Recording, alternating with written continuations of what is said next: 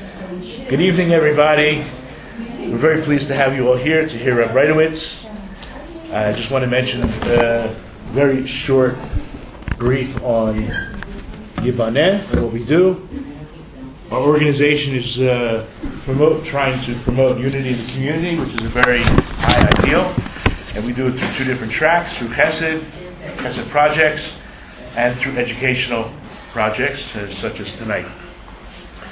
And our website, if you're signed in, I promise you will be receiving some emails regarding upcoming events. And a brief introduction of Rabbi Breitowitz. Again, I want to thank him for coming. He received his rabbinical ordination from Ner Yisrael Rabbinical College in 1976, BS, with honors from Johns Hopkins University, magna cum laude from Harvard Law School in 1979, and a doctorate in Talmudic law from Ner Yisrael in 1992. He's lectured extensively throughout the United States and Israel on medical business and family ethics. He's published numerous articles on bankruptcy, commercial law, medical ethics, family law, and halacha. He was professor of law at the University of Maryland. He made Aliyah with his wife in 2010 from Silver Springs, Maryland, which he held the position of the rabbi at the Woodside Synagogue for over 25 years. Thank you. Thank you so much. Again, thank you, Roy Poston, for the kind introduction, and thank you for inviting me. The Yibaneh organization is certainly a very worthy cause, and I'm very happy to lend my name and my lecturing and my shurim to the success of this organization. At the beginning of Chumash Bereshis, at the beginning of Genesis, when it says Bereshis bara Elokim, in the beginning God created heaven and earth, so the next verse says Haaretz ha'isasahu vavohu v'choshech al pnei tahom. The world was tayu, or the universe, as it were, was tayu vavayu. Difficult to translate, but basically it means jumbled, confused, empty, chaotic. And there was darkness on the face of the deep, and the Spirit of God was hovering over the waters. This pasuk is very enigmatic on many, many fronts, and most of which I'm not even going to address. If God is creating the universe, then how could there be an antecedent water that God is hovering over? And what exactly is the tumult and the confusion and the chaos, which indicates some pre-existing entity? Those are great questions. I'm not even going to talk about them. But I just want to quote a medrash. The medrash says on the verse, the world was tayu, or the universe was tayu. Tayu means confused. This refers to the kingdom of Babylon, which conquered Eretz Yisrael and destroyed the temple. I'm sorry, tayu means empty. Tayu means astonishingly empty. They destroyed the temple, making the world empty. Bohu is confused. That is a remez to the kingdom of Persia, in which Haman wanted to wipe out the Jewish people, and the Megillah describes the city of Shushan as being confused and confounded. Ha'ir Shushan Navocha. Choshech, darkness, is the Gullets of Greece, in which the eyes of the Jewish people were darkened to the truths of the Torah because they were attracted to foreign philosophies. And Pnei Tahom, the face of the depths, is the Gullets of Rome, which keeps on going and going and going, seemingly having no end at all. What is the Medrash telling us? The Medrash is telling us that there is a concept of 4 exiles that are built into the very framework of creation. That in order for the world, just as before there is birth, there are birth pains, there are sufferings, there are struggles, so too in the cosmic birth of ultimate redemption, the world, and in particular the Jewish people, have to go through these 4 exiles. Now remember, Egypt is not counted as one of the exiles, because Egypt is a pre-exile exile, because we were not in Eretz Yisrael as a nation yet. But the 4 exiles that emerge primarily from the book of Daniel and from the book of Zechariah are said to be the Babylonian exile, which destroyed the temple and exiled the Jews from the land of Israel, the Persian exile, which really was not a new exile. Persia simply conquered Babylonia. And the Persian exile, of course, was the Purim story. And eventually the Persian Empire was conquered by Alexander the Great, which initiated the Greek period of Palestine or Eretz Israel, in which the Hanukkah story took place. And then we have the exile of the Romans, who actually destroyed they conquered the land of Israel, and then eventually they destroyed the temple, they exiled many Jews. And the Roman exile is said to still be here until the coming of the Mashiach. So there is a problem here. In other words, according to Chazal's typology, now remember, one has to remember historically that the Mishnah, the Gemara, and the Medrash, certainly many Midrashim, and the entire both Talmuds, were completed before the rise of Islam. There was no concept of Islam in the Talmud itself. And as far as the Talmud is concerned, based on their understanding of the book of Daniel, there are 4 exiles until the coming of the Mashiach. The exile of Babylon, the exile of Persia, the exile of Greece, the exile of Rome, which is identified with Edom, Asaph. Rome is identified with Asaph. It is called Gullets Edom, the Gullets of the Red One. If you look at the well-beloved song that we sang recently during Hanukkah, Masseur, and everyone sings Masseur. Some people only do the first stanza, but if you sing the whole Masseur, I hope you will realize that Masseur is a recapitulation of all of the travails that we suffered and God's redemption, starting with Egypt. Well, the first stanza is generic. The author's name was Mordechai, not the Mordechai of Purim fame, but much later. And the first stanza, Masseur, simply talks about how God is the source of our salvation. The second stanza talks about Egypt. The third stanza, Babylonia. The fourth stanza, Purim under the Persian rule. The fifth stanza is the only one about Hanukkah. That's why it has a separate nigun in many places. Yevanim nikbetzu alai. And the last stanza is referring to the redemption that we have not yet received. The redemption from the gullus of the evil red one, which is the Gullet of Asaph. Now you may notice, if you're singing Masseur, and people have different Siddurim or different sheets of paper, that sometimes they have different words in what they're singing, because this was a very heavily censored stanza. Because at various points the Catholic Church took out statements that they regarded as anti-Catholic, so this was a victim of censorship and the like. But the Masseur is certainly reflecting the traditional idea of Chazal, that there are 4 Goliot, and these 4 exiles will last, or at least the last one will last, until the coming of the Mashiach, and that is why the Medrash refers to the Gullah of Adam as Pnei Tahom, the face of the depths. It's as if there's no apparent end. Think about it. The Babylonian exile was 70 years. The Persian domination of Eretz Israel, under standard Jewish chronology, was around 54 years. Under secular chronology, they make it 150 years. There's actually a very serious chronological issue there, which I'm not going to get into, but it was certainly less than 200 years.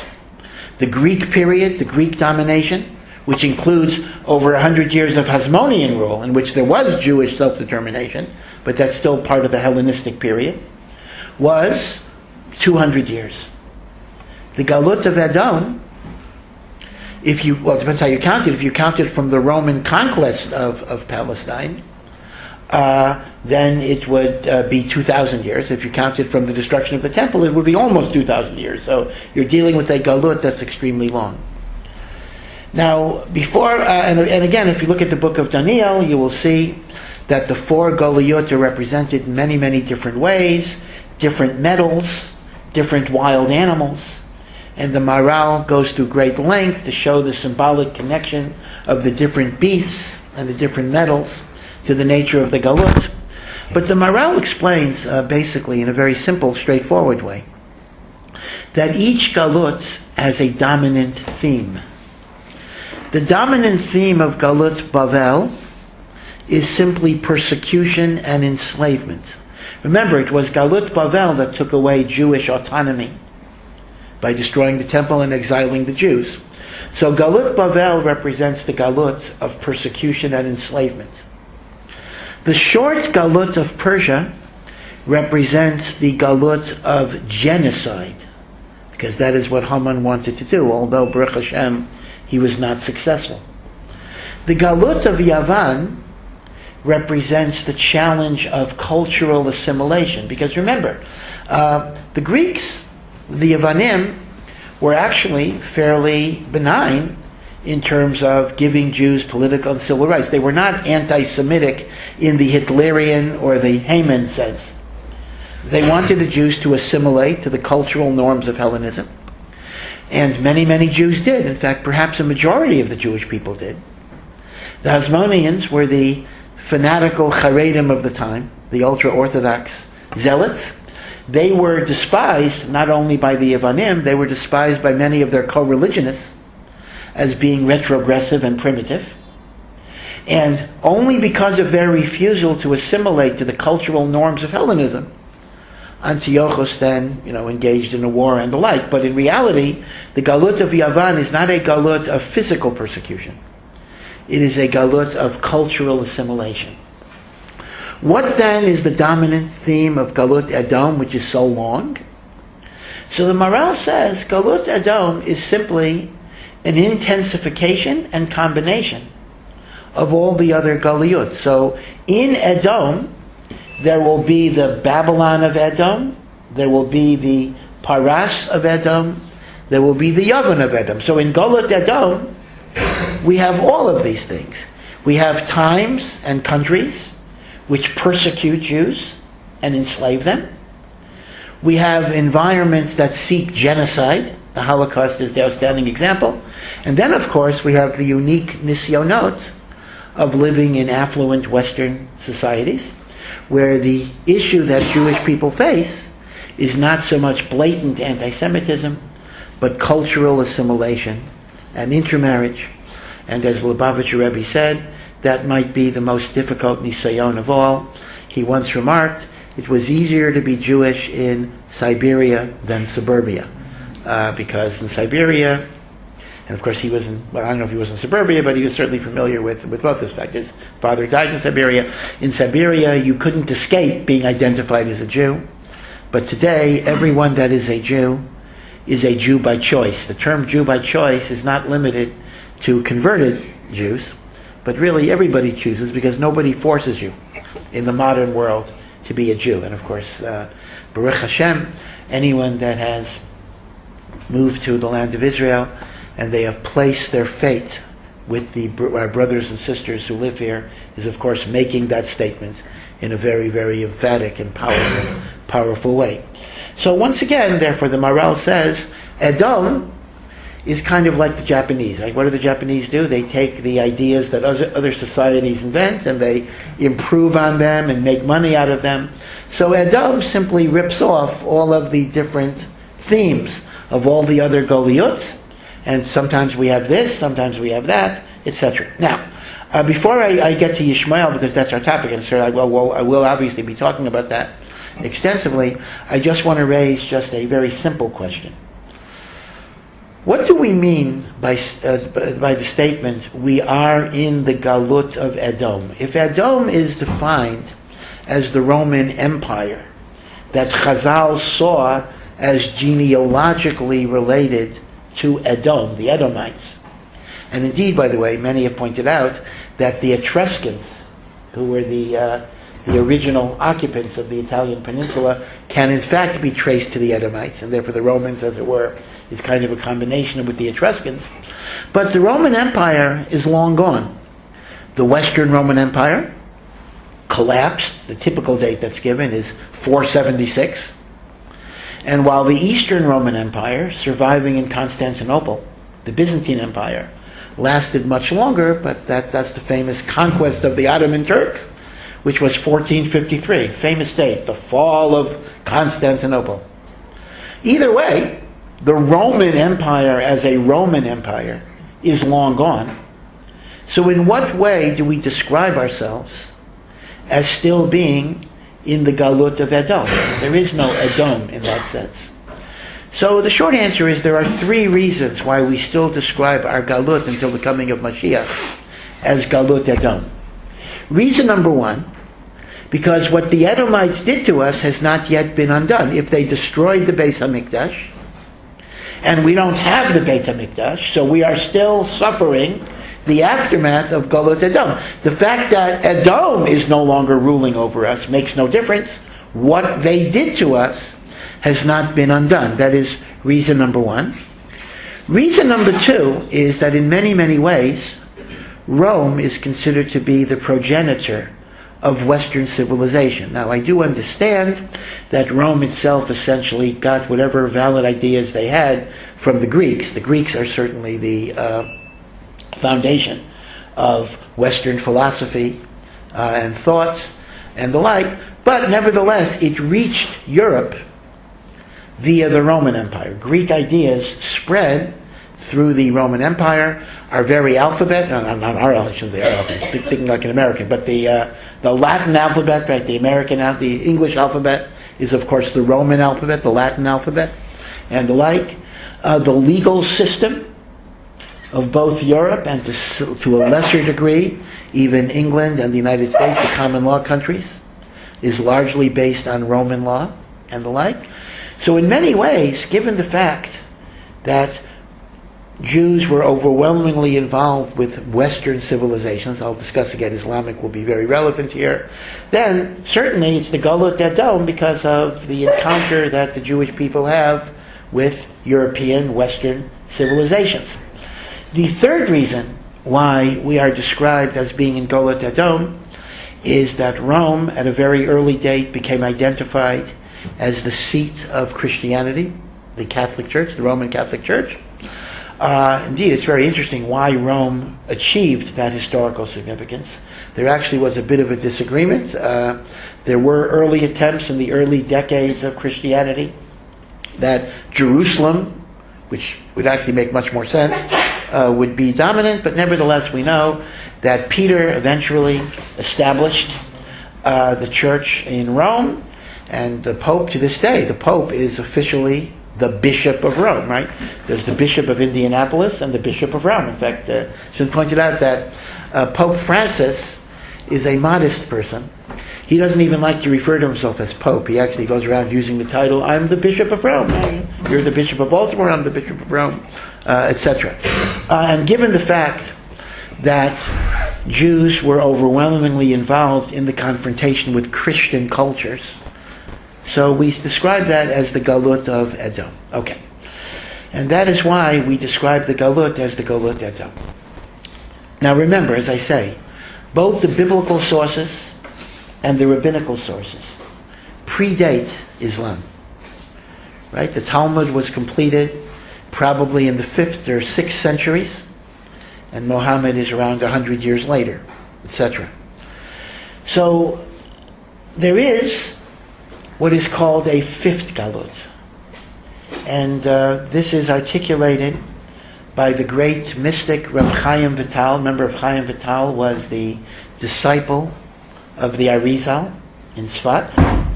And in fact, not only was he a disciple, but basically all of the teachings of the Ari we only know via Rav Chaim Vital. The Ari himself did not write anything. And all of his teachings are mediated through the interpretations of Rav Chaim Vital. And Rav Chaim Vital writes that before the coming of Mashiach, there is going to be a fifth Galut. And this Galut will be unparalleled in cruelty. It will represent a level of persecution and destruction that will be greater in intensity than any of the exiles that preceded it. And this will be called the Galut of Yishmael. Like the Galut of Rome is called the Galut of Edom. This is called the Galut of Yishmael. And the Arizal, Rav Chaim Vital writes, quoting a medrash, Pirkei de Rabbi Eliezer, which by the way might be the one medrash that was written after Islam. The dating is a little uncertain. Pirkei Rabbi Eliezer says that Yishmael will be the most difficult Gullus of all, because they have a certain spiritual quality that God has given them. They are the only nation besides the Jewish nation that have the name of God imprinted in their national identity. We are called Yisrael, he who triumphs with God, and they are called Yishmael, God will listen. God listens to their prayers, and therefore they represent a godly force. Now again, I'm going to discuss how can something be godly and coexist with evil. Well, we'll talk about that. That's a very, very important theological question. But this is a medrash. This is actually a statement. It's interesting. Nobody seemed to be aware of this medrash till 9/11. It's interesting that sometimes the press of current events forces us to re-examine sources and actually uncover things that we didn't happen to notice. But with the rise of Al-Qaeda back in 2001, and now ISIS and all those other negative developments, we realize the prophecy, the prophetic nature of both the Medrash and Rav Chaim Vital, that there will be a Galut of Yishmael. Now let me explain a little bit. Yishmael, of course, was not Muslim. That was not obviously. But number one, according to our tradition, Arab nations are considered, according to their own tradition as well, Arab nations are considered to be the genealogical descendants of Ishmael. Now, it is true that there are non-Arab Islamic nations. Iran is a very, very good example as well. But Rav Chaim Vital makes a point, again, it's a very intricate Kabbalistic point, that Yishmael will link up with Persia. This is what he wrote. He wrote this more than 500 years ago. That the Galut of Yishmael will be a hitchabrut to the genocide of Malchus Paras, going back to the Haman roots. Now that's truly amazing. Yishmael are Arab, Paras is Persia, and therefore the concept would be that the roots of Islamic fundamentalism, whether it be Al-Qaeda, whether it be ISIS, or ISIL as Obama likes to call it for some reason, or whether it be Iran, all of that is connected to this fifth Galut, which will be the most difficult and most bitter Galut. But you understand, obviously, when we talk about a Galut, we're not talking about Galut in the sense of exile. I mean, we're exiled. The Arabs did not exile us. But it refers to the state of persecution, the state of terrorism, the state of fear, where the whole world stands in fear over Islamofascism and a terrorism that could break out at any moment, in any place, any time. That's a Galut. No matter where you live, you're in Galut because you live in that fear. You have that anxiety. The world is held hostage. And Rav Chaim Vital says, predicted in the 1500s, that this will be the most difficult and painful Galut of all. And he makes a point that we have a very famous verse about the coming of the Mashiach, a verse that Jesus used to his advantage.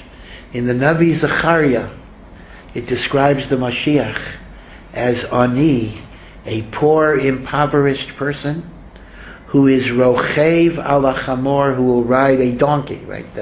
Yashka utilized that to try to establish his credentials. Well, we know that Yishmael is described as a chamor, a donkey. That is an imagery that is used for Yishmael. So what is the pasuk telling me? That Mashiach will come into the world on the back of that donkey, that Yishmael will be the last Galut that we're going to go through. Now, let me point out, I want to make 4 short observations about the nature of Galut Yishmael. The Midrashim point out that Yishmael, in spite of its riches, Yishmael as a national entity, or as a spiritual entity, has certain merits.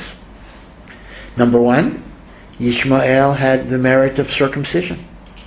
This was the covenant. Part of the Abraham covenant was made with Yishmael as well. Number two, Yishmael has a certain power of prayer. The very word Yishmael, God listens to prayer. The Muslims, as we know, are very meticulous in prayer. They pray 5 times a day. We only, of course it's a shorter service, we only pray 5 times a day on Yom Kippur. Yom Kippur. They do it every day. They do it every day. They have certain spiritual powers. And therefore the Medrash says they have a certain power over us that no other nation has. Asaph, Edom, simply represents hedonistic materialism, brute force. The physical can always be defeated by the spiritual. But when something has spiritual power, it's much more difficult to defeat. Now here, I have to raise this question. How can we talk about Yishmael having spiritual merit? How can there be spiritual merit when you are engaged in evil actions, beheadings, torture? God listens to those prayers. So there is a concept that Mekubalim say, and I have to admit, I don't understand this concept. I will just tell you what it is. That is, just as physicists talk about matter and antimatter, or those people who are older might remember before the digital camera, if you remember the old-fashioned camera with film, I don't think, do they make them anymore? Probably not. Oh, do they? They still make? Okay. Wow. Okay. Wow. Alrighty. Store up on it because it may be like an antique in a few years, and it'll let it come back. But the way you constructed the positive is through the negative. Through the dark negative, you could construct the positive. There is a concept called, which we might call, dark spiritual energy. There is an energy of the spirits that comes through the dark side. And when there is commitment to something beyond the physical, there is a power to that, even when it's enlisting God in the cause of evil. Hard to understand. Mesirat nefesh, being willing to give your life for a cause, has a certain power in the spiritual world, even when your cause is totally perverse. If you take the Nazis, for example. The Nazis were fundamentally cowards. Yeah, the Nazis, these guys in the fancy uniforms were perfectly happy to kill Jews when they had all the control. But towards the end of the war, many Nazis were willing to cut all sorts of deals that they should be treated kindly, and even those who committed suicide, they committed suicide relatively in a painless way, either taking cyanide pills or the like. They were cowards. They were not really willing to die for their ideals, except in the escapist way of a quick suicide. Islamic fascism are people who are willing to die for their beliefs. Now, their beliefs are perverse. Their beliefs are evil. But there's a spiritual power here. Now, the implication of this is that physical can be vanquished by physical. But negative spiritual energy can be vanquished only by positive spiritual energy. And therefore, the challenge of this galut is not going to be achieved by political and even military means. And if you think about this, this is even understood based on facts on the ground. After World War II, the way, during the decades that are called the Cold War, the way a relatively stable peace, was maintained throughout the world for the 50 years from the end of World War II until the fall of the Soviet Union. Of course, Israel itself had its share of wars during that time, but let's just refer to the global picture, was by a strategy that is aptly named with the acronym MAD. Now, MAD means Mutual Assured Destruction, meaning to say, we knew that the Soviet Union would not dare bomb, let us say, the United States or even Israel, because they knew that the United States, and later even Israel, had a second strike capacity that could seriously wipe them out.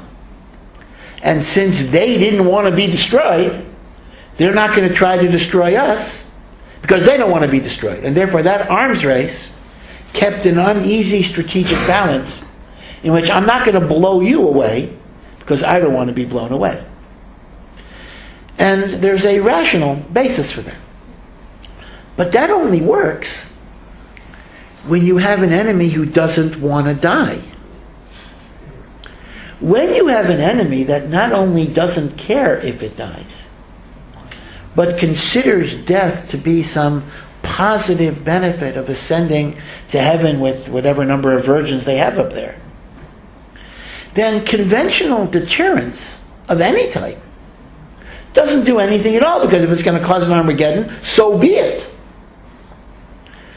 So the conventional military strategies simply don't work when people are devoted to a spiritual ideal, as perverse as that ideal is. And then think about the terrorism problems that we have now. You know, I live in the Malotavta neighborhood, and we've had several terrorist incidents at the Shimon HaTzadik light rail station. So what do? We have more police, etc. Well, what are you going to do if some guy just decides, from East Jerusalem across the street, just decides to keep his car going when there's a red light?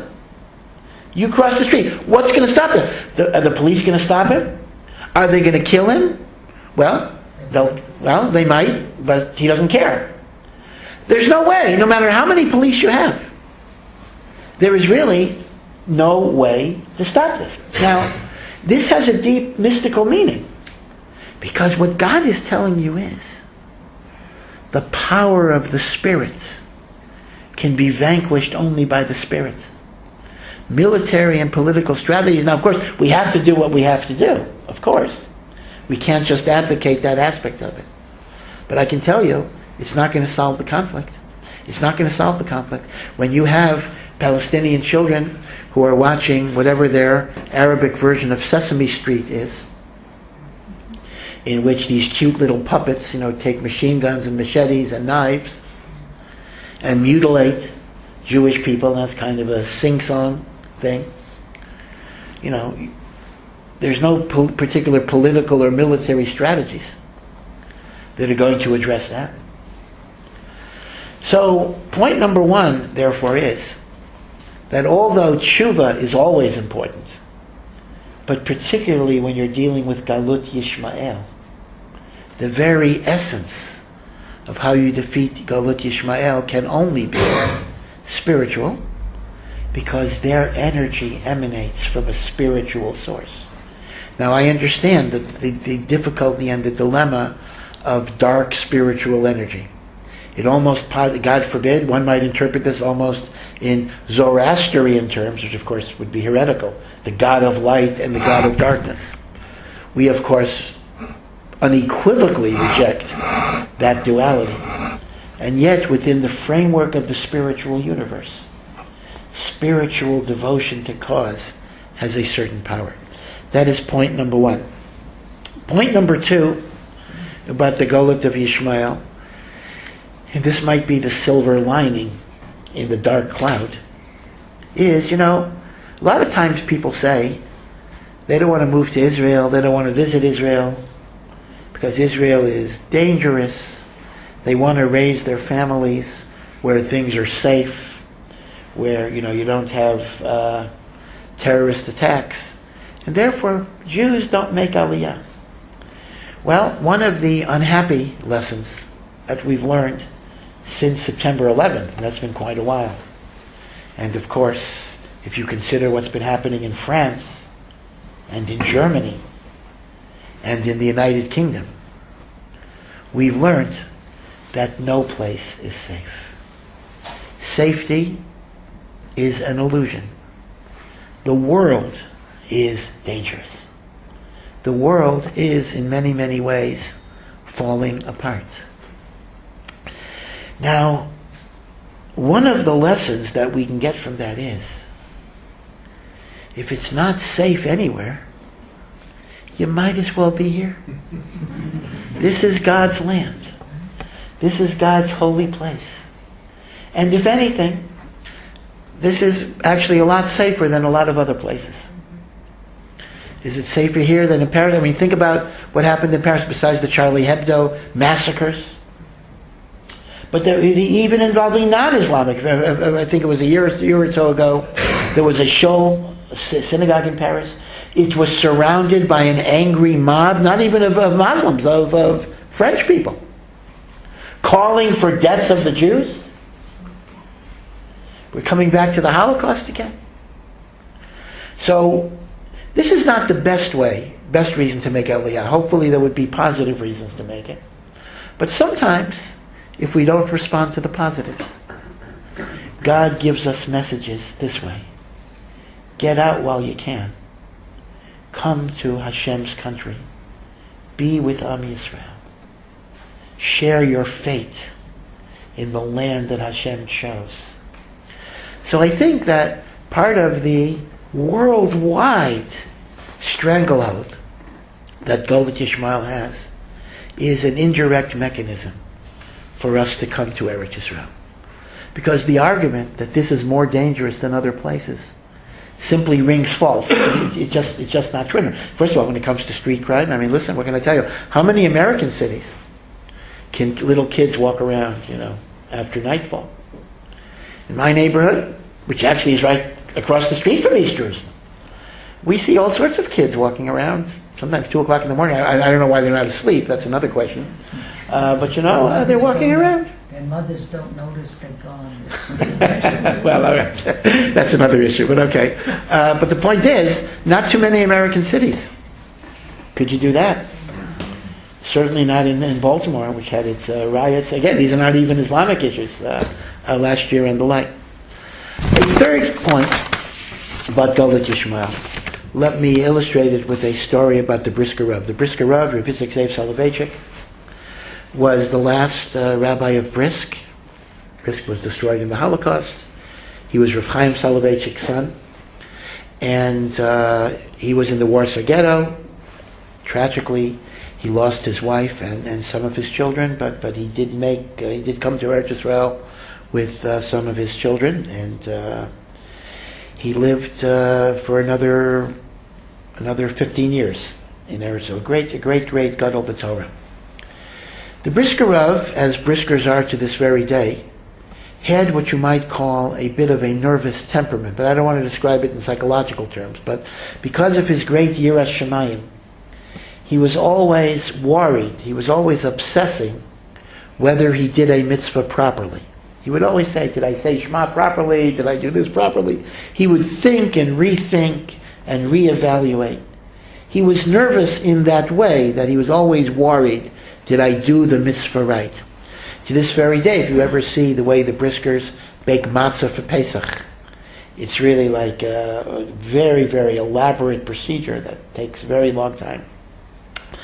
Now, in the Warsaw Ghetto,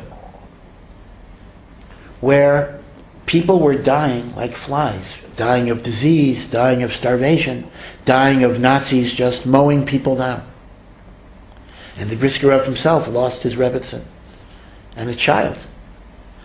The brisker Rav was unnaturally calm. He went around his business. He gave his shiurim. He davened. And he didn't seem agitated or anxious. One of his students had the chutzpah they questioned, to ask him, Rebbe, you're always so, I don't know how he said it exactly, but you're always so nervous all the time. And here, when there's a real reason to be nervous, You seem to be doing fine. So the brisker said, I'm nervous when it comes to doing mitzvot, because doing mitzvot is my responsibility. When it's my responsibility, I'm always worried. Did I do a good job? Did I not do a good job? I'm prone to mistakes. I worry about that which is my achrayat. But what if you're in a situation where there's really nothing you can do? It's beyond your control. There's no way you can take any actions that will reasonably protect you. Some people might go crazy with their helplessness and hopelessness. He says, I'm the opposite. Precisely when I know there's nothing I can do, I hand it over to God. And I'm not anxious anymore. Now, let me point out, the brisker is not making the Pollyannish point that everything will have a happy ending. 6 million Jews did die in the Holocaust. I won't get into Rabbi Mizrahi's comment that we just discussed. The brisker himself lost his wife and a child. The brisker is not saying that life always has an immediately perceptible happy ending. That's not what he's saying. But he is saying that God controls the world. And there is purpose. And God is a God of love and a God of compassion. And if there are things in life I don't understand, but I know I'm not abandoned. I know I'm not rejected. I know that there's an inner meaning and purpose to this. Even if I don't understand it, as King David said in the 23rd Psalm, Gam ki elech b'geit salmaves, although I walk in the valley of the shadow of death, lo irara, I'm not afraid. Yes, it is a shadow of death, but I'm not afraid. Ki ata imadi, you are with me.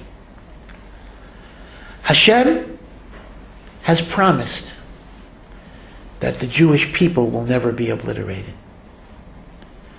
Any one of us as individuals are potentially vulnerable, but God will never abandon His people. And therefore, in many ways, one of the lessons of the Gullah Yishmael, which is, as I said, there's virtually nothing we can do. People say about Islam, this is the famous line, the vast majority of Muslims are peace-loving, non-violent people. Well, that's great. So pick your percentage. There are 1 billion Muslims. Let's say 90% are wonderful. Let's say 95% are wonderful. You're still dealing with several times the number of Jews in the world. There is nothing but derech hateva that we can do. But you see, our very helplessness can be a source of comfort. Because we then say, Ein lanu li'sha'en ela alavinu shebashamayim. There's nobody we can rely upon except for God. Now, obviously, I guess everyone here that's from the United States, we are all grateful to the United States. I'm still an American citizen as well as an Israeli citizen. Since I didn't run for the Knesset, I didn't have to resign my American citizenship, as my friend Rabbi Lippman had to. And all of us are very grateful to the United States. It is, as Rav Moshe Feinstein described it, a malchus shel chesed, a kingdom of kindness and compassion. But we do have to know at the end of the day, in spite of all the rhetoric about unbreakable relationships and the like, there's a famous quote, I don't know who it's attributed to, but it's a famous quote that nations have interests and not friendships. That when interests coincide, so we walk together for a while. When the interests don't coincide, then we don't. That's just the way politics work.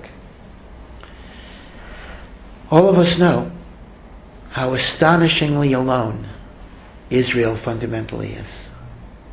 We really are alone. We have some nations that, when it works out for them, are supportive. Most nations are, in fact, not supportive. And, of course, we have some of our fellow Jews are themselves very, very rabidly anti-Israel in ways that are just shameful. I have to say, this is really off topic a little bit, but I think I would have to say that the morality of the IDF is second to none in every possible sense. There is no army in the world that is so respectful of avoiding so-called collateral damage or injury to non-combatants at great personal risk to our own soldiers in ways that many military strategists and even some rabbis have said is irresponsible. The U.S. military certainly does not take those precautions. So for Israel to be condemned as an immoral society is very, very painful, because in every possible way it works in exactly the opposite direction.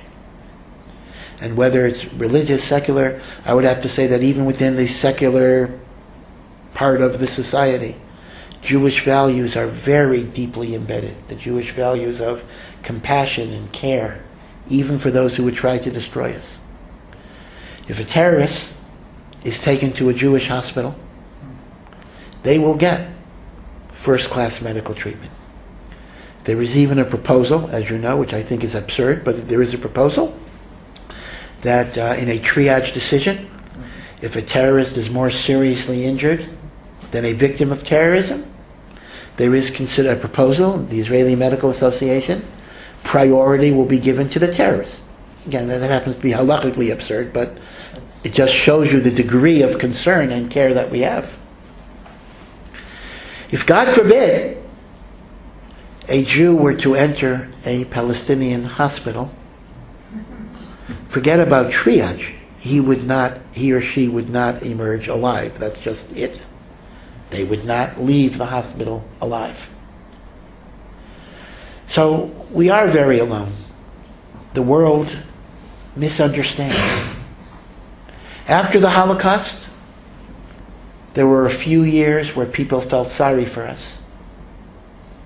No, the world felt guilty, a guilty conscience.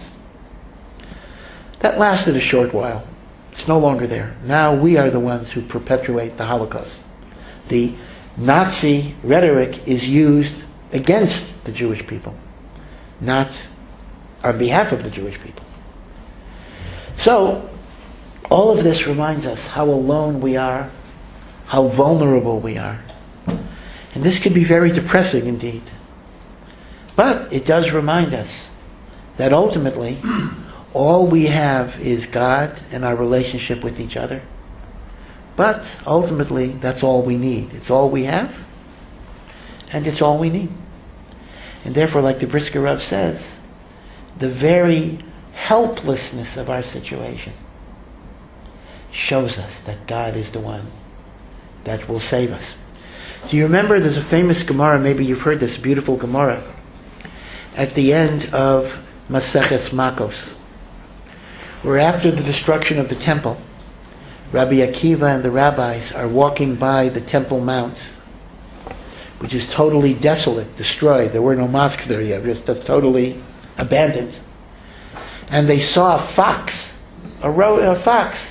emerge from the site of the Holy of Holies. And all of the rabbis cried and sobbed and wept. And Rabbi Akiva was laughing. And when they asked Rabbi Akiva, "Why are you laughing?" he said to them, "Why are you crying?" And they said, "Well, crying because this is the holiest place in the world that even only the Kohen Gadol could go one time a year, and now all sorts of animals are just going there." And Rabbi Akiva said, "I'm laughing because I know if there is such a destruction," he quoted a verse, "God is going to bring the redemption as well. Until I saw the destruction, I had no guarantee there would be the redemption, because they're linked. They're linked together." So this is a third point. So I mentioned 3 points. Number one, the dark spiritual energy of Yishmael can only be defeated by the spirit, not by physical and military means. Number 2, this is God's way to get us to Eretz Yisrael if we don't come on our own. Number 3, the very helplessness of our situation engenders emunah and faith in God running the world. Now, number 4, I want to make I think this might be the most inexplicable point of all. You know, I work for Or Sameach, and Or Sameach is described as a Jewish outreach, just as Hiboneh is as well. Right? We do kiruv. So I want to say that one of the most successful kiruv organizations in the world is ISIS. And you wonder what's going on. I mean, one of the inexplicable phenomena is that you have American teenage girls, 15-year-olds, 16-year-olds, they grew up in regular America. They played soccer on Sunday and went out for ice cream afterwards. And they went to dances and they did other things. And somehow they decide, through Facebook postings, they write, ISIS is very good in social media, they decide, hey, I'm going to go to Syria and be part of this organization. And you wonder, how can a normal kid want to get involved in an organization that beheads people? An organization that is so pernicious that even terrorist organizations denounce them as barbaric. Got to be pretty bad if a terrorist says you've crossed the line.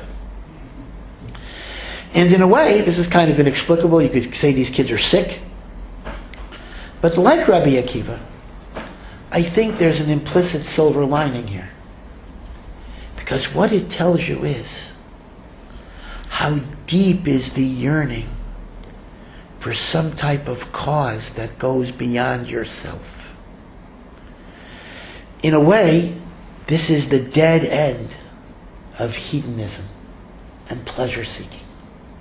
That kids are realizing that they can't just live to make more money, have more sex, have more drugs. They want to be committed to something, and like a fish out of the water, they don't know where to go. So they go to the craziest, stupidest, most evil types of things. But what does it show? It's a starvation. I want to be committed to something bigger than myself. Now this is a great challenge. Because as a Jewish community, if we can show, to our fellow Jews at least, the spiritual value of Judaism and how you live beyond yourself and you're connected to a greater cause, that could feed that meaning. By the way, I'll give you a similar phenomenon, which Baruch Hashem is not at all the same as ISIS.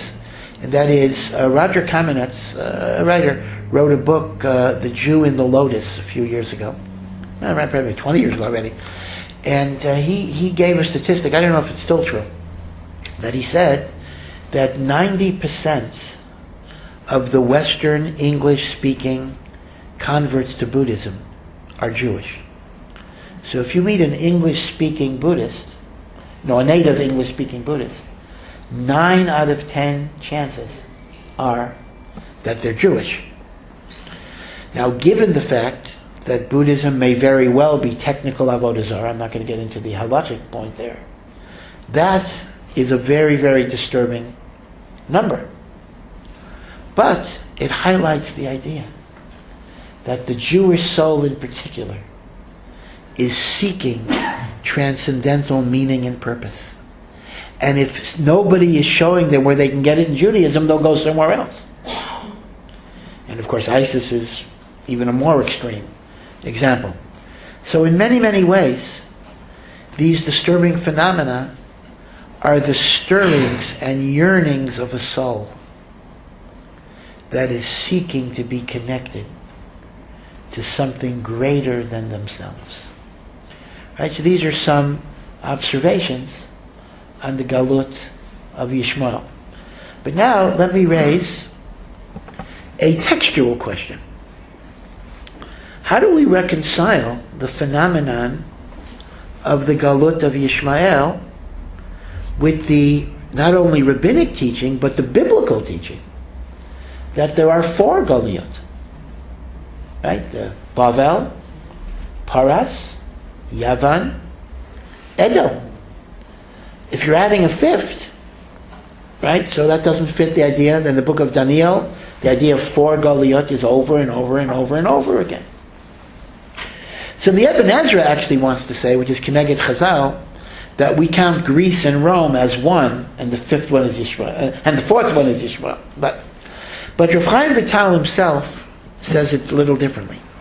Rav Chaim Vital says that we do not regard Galut Yishmael as a distinct Galut, but rather it is really a further development of Galut Edom, meaning to say, we're in Galut Edom. Now, just like in computer programs, you have version 1 and then 1.1.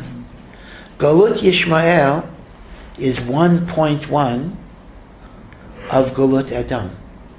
I'll explain what that means. And therefore he points out that what is characteristic of Galut Yishmael is that there will be strategic alliances or connections between the West and the Arabic cultures, which will be a bad sign for the Jewish people. There'll be this hischabrut. And he brings a wonderful proof from one of the visions of Daniel. In one of Nebuchadnezzar's dreams, if you remember how Daniel became a prominent member of Nebuchadnezzar's court, the same way Yosef became a Mishnah Lamelech of Paro. Yosef interpreted dreams, Paro's dreams. Daniel interpreted Nebuchadnezzar's dream. Nebuchadnezzar had a dream of a gigantic statue. The head of the statue was gold. The torso of the statue was silver. The arms and upper legs, thighs, were copper. And the lower leg and feet were iron. And then the image goes, a big rock came and toppled the statue. Daniel told him, the gold head is Babylon. You're the gold head. The torso is Persia. The copper leg is Greece. And the iron is Rome. But here is the point. The feet of the statue are described as being a composite of iron toes and clay toes. Feet of clay. In fact, the English phrase, feet of clay, is taken from that imagery. So Rav Chaim Vital says, you see that in the iron that represents Edom, will be the dust that represents Yishmael. Again, Yishmael is nimshal to dust, both because Yishmaelim were described as worshipping the dust on their feet, etc., whatever that means, and also the word for clay is chemor, and chemor is the same word as chamor, same letters as chamor, and amadoma l'chamor. So Rav Chaim Vital says, you see that at the end of the whole process, there will be a taruvot, there will be a mixture of the iron and the clay, and that is the hischabrut of Asaph and Yishmael. He then goes on and develops in a very Kabbalistic way, and the process is very, very intricate, that the union in a spiritual sense of Asaph and Yishmael creates the entity that we know as Amalek. So really, if the final Galut is Asaph and Yishmael, the final enemy is Amalek. Again, these are spiritual ideas. We're not necessarily claiming anyone is related to Amalek. Now, this in particular has a lot of importance for us because of the following. We are in a galut that is both the galut of Asaph, the galut of Edom, and the Galut of Yishmael. I want to articulate the particular dangers that each pose to us. Asaph represents hedonism, materialism, consumerism, and the rejection of God. What does Asaph say when Yaakov wants to buy the birthright? Asaph says, Hine anochi halech lamut, I'm going to die. There's nothing beyond the physical life. Lama zali b'chora, I don't need the firstborn. So Asaph represents a decadence and a value system in which there is no purpose for the Almighty in the world. And by the way, you may ask, well, how can I say that? Didn't I say earlier that Asaph is identified also with Christianity? But the truth of the matter is, if you see the stance of most of the Christian world, religion is indeed relegated to an irrelevancy. Meaning, there is this religion, but that has no impact on the political decisions of Western democracies, which are absolutely secular and have very, very strong, separation of church and state. So even within the Christian world, life is essentially about hedonism, relegating God to a little bit of a corner, if at all. That is why when Margaret Thatcher needed spiritual advice, she did not go to the Archbishop of Canterbury, the head of the Anglican Church, which was largely identical to whatever secular liberalism was. She went to Rabbi Lord Jacobowitz and later Rabbi Jonathan Sachs. They were her spiritual advisors because they gave her spiritual messages that the Archbishop of Canterbury was not able or willing to give. So Asaph represents hedonism, materialism, rejection of God. Yishmael represents the appropriation of God for evil and perverse purposes. A religious fanaticism that does not reject God but besmirches God. And those are exactly the two challenges that we face in the world. We face the challenge of secular decadence, and we face the challenge of religious fanaticism. But here is where it gets a bit interesting and a bit uncomfortable. These two components exist within Amalek. We know there's a commandment to eradicate Amalek. But in the Sifrei Chasidus, there's a very important thought. The mitzvah of eradicating Amalek is not only what you do to an external enemy, but there's an Amalek within us that makes us vulnerable to the Amalek outside of us. And the way we eradicate Amalek is by eradicating the Amalek within. And then the Amalek without loses its power. It's kind of like, though, they have in those science fiction or even comics this idea that your nightmares become realities. And you dream about these monsters and they actually become something. It's like the Amalek within becomes the Amalek without. Now, Chazal tell us there are two Amaleks within that make us vulnerable to the Amalek without. Achilles' heel number one, if I can use that metaphor, is Amalek attacked us the first time in the desert. Right? They were the first nation that attacked us after we left Egypt. And they attacked us in the oasis of Refidim. And Refidim is described as an acronym. Rafu Yedehem Min HaTorah.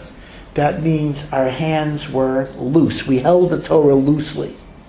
Now that's an idiomatic expression, which simply means even if you keep the Torah, if you do it without passion, you do it with a lack of interest, a lack of enthusiasm, you just go through the motions, there is a coldness of heart. Amalek has an achiza over us when there's a coldness of heart and an indifference to the spiritual truths of the Torah. And we see that both from the word refidim, which is rafu yedehem min haTorah, and Rav Tzadok says we even see it from the words asher karcha. Now asher karcha is translated, they encountered you. But Rashi says karcha may have the etymology, they made you cold. Now Rashi explains, what does it mean they made you cold? When we left Mitzrayim, we were like a boiling hot bath. Everybody was afraid to touch us. Amalek jumped into the bath. They got burnt. But they made it cooler for everybody else. That's how Rashi understands it. Rav Tzadok takes the same etymology, but he develops a different thought. Korcha, Amalek comes when our hearts are cold and unfeeling towards the truth of the Torah. A lack of passion. You know, a few months ago, it's probably still going on, there was a whole discussion about Shabbos apps. You've come across this idea that somebody's trying to develop a permissible way of texting on Shabbos or various other things. I don't want to get into the halachic aspects. They are actually complicated, and it's probably an interesting intellectual project to see, is there a way that we can do texting? But I just want to comment on the idea that the rhetoric and discussion conveys the idea that, oy vey, vey, vey, vey, Shabbos is such a bother. It's such a tircha. It's such a pain. We gotta look for ways to avoid it, to circumvent it, to look for ways out so we can do as many things that we do during the week as we can. That comes from the coldness in which even if you keep Shabbos. So that's Achilles' heel number one. That if we want to defeat the Amalek outside of us, we have to try to generate within ourselves and our children a passion, an excitement, a geschmack in ruchnius. Now, Achilles' heel number two is hatred and polarization among Jews. Now, how do I know that that's connected to Amalek? I mean, where do I see that to Amalek Befrat?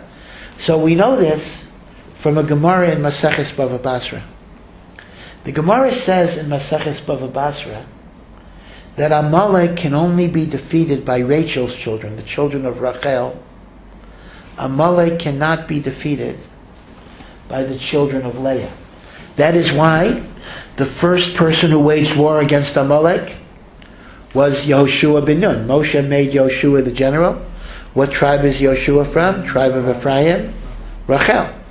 That is why the first king of Israel was Shaul HaMelech from the tribe of Binyamin, and he was given the commandment to eradicate Amalek.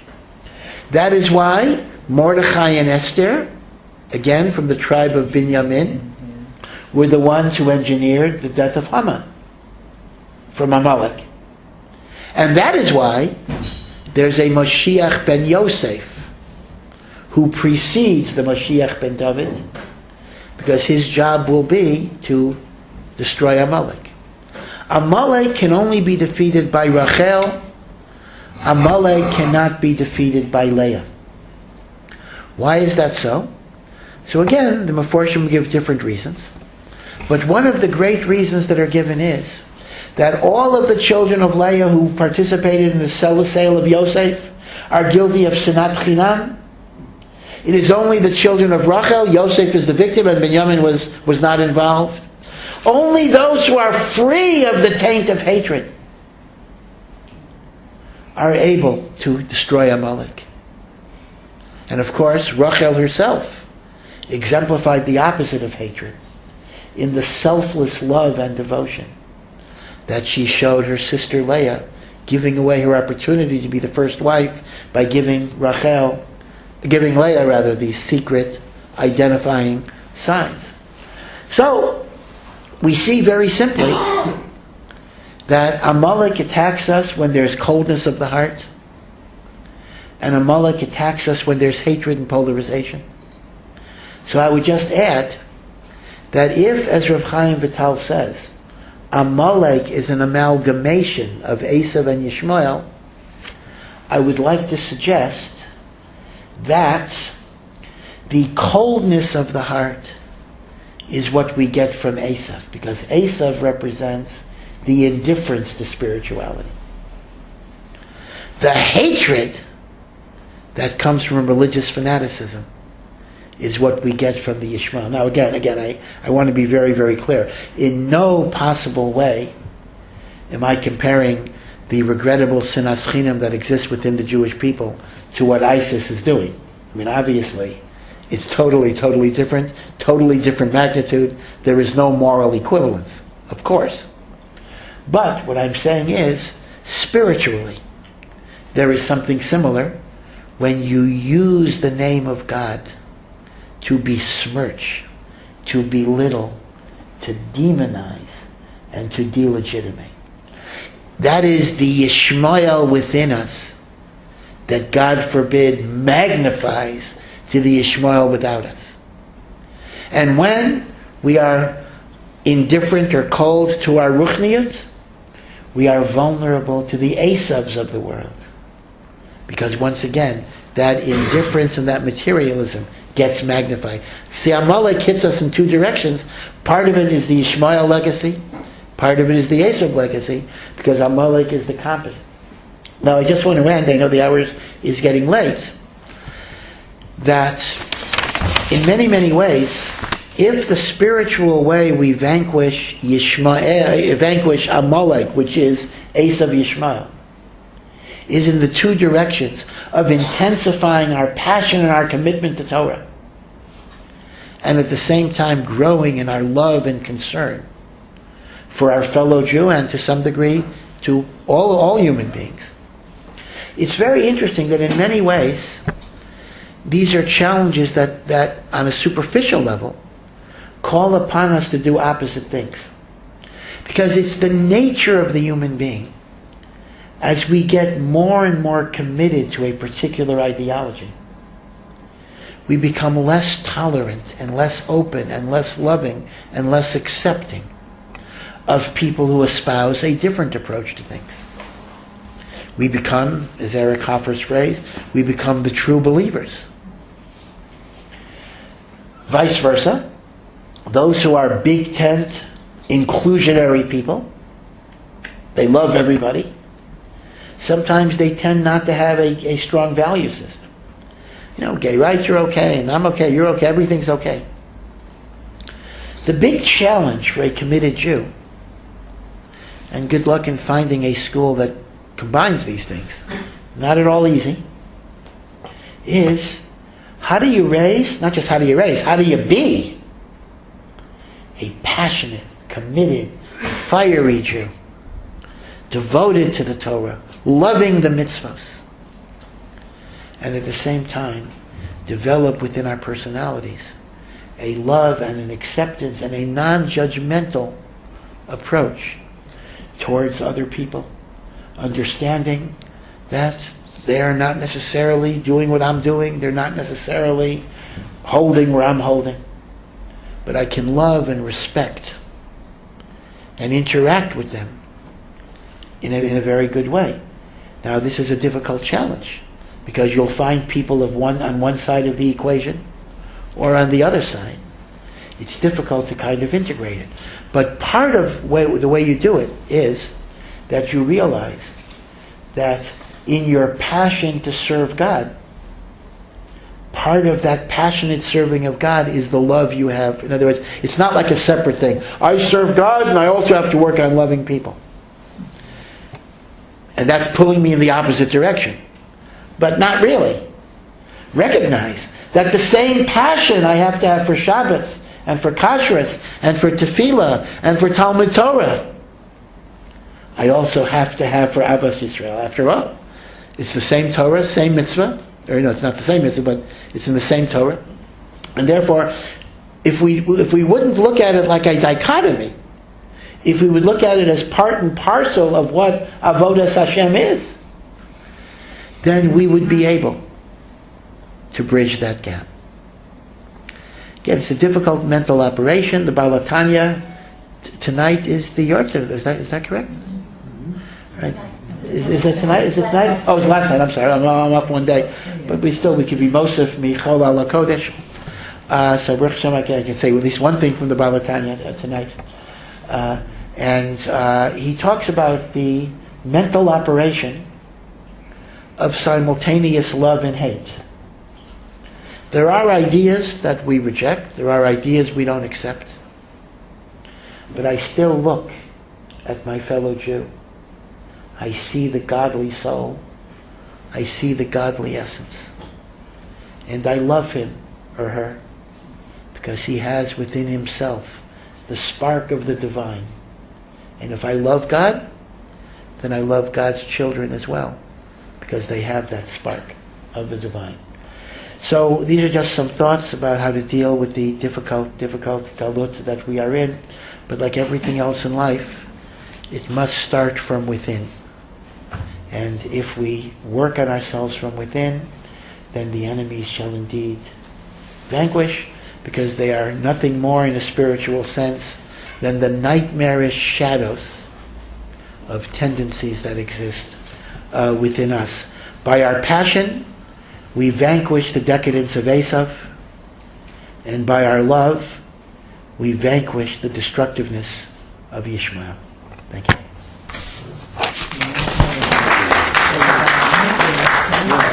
Any questions? Now's the time. Sorry We about would like that. to dive Mari afterwards, so if there's an interest, I'd like to know at some point.